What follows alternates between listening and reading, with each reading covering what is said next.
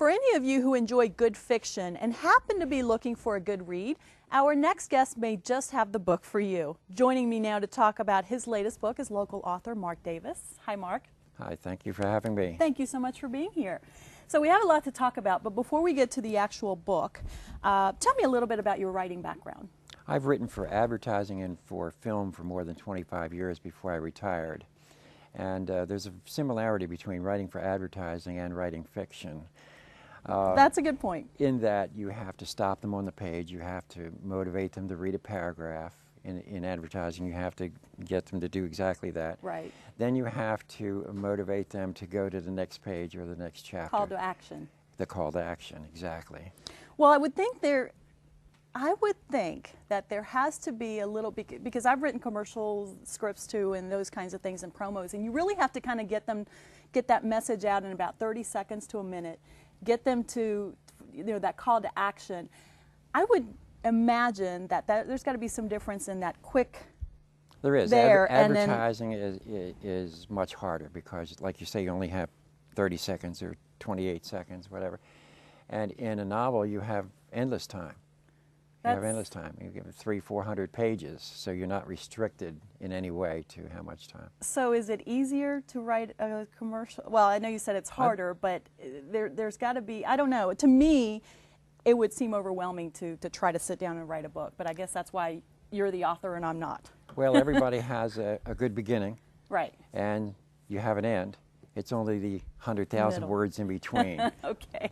Well, let's talk about, this is your third book. Talk briefly about the first couple of books that you have, and then we'll get to the thriller. My first book was a book titled Gulls. They billed it as a cross between Birds and Jaws. And it was published in 1996 and did very, very well. My second one... And it was a thriller? It was a thriller. Okay.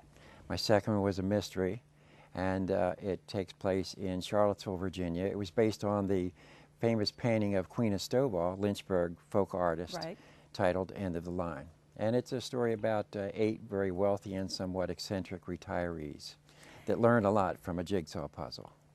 Now that sounds like an interesting plot there. Now let's talk about Rejection now. This is your third book, and and this is also a thriller. Talk about this one. This is a thriller. This is about a wannabe author by the name of Pernod Morris.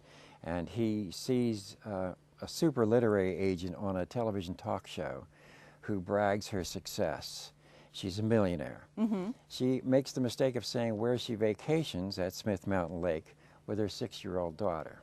Pernod captures the opportunity, kidnaps the child from a fast food restaurant, and tells her, "You have 90 days to publish my book or the child's dead."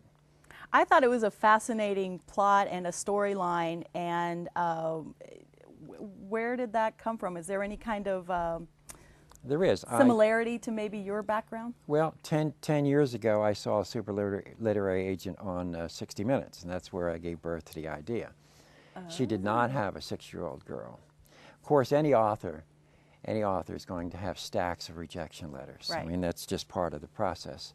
And I took my experience of rejection letters and then took the opportunity to craft it into this novel. Well, I think it's a great storyline, and again, if you're any kind of a mystery or thriller fan, this is a perfect book. And where can they find this book? They can find it at Gibbons, Barnes & Noble, and of course Amazon.com. Amazon.com. Well, thank you so much for being here. Again, Rejection is the name of the book. It's an interesting thriller there for you to read.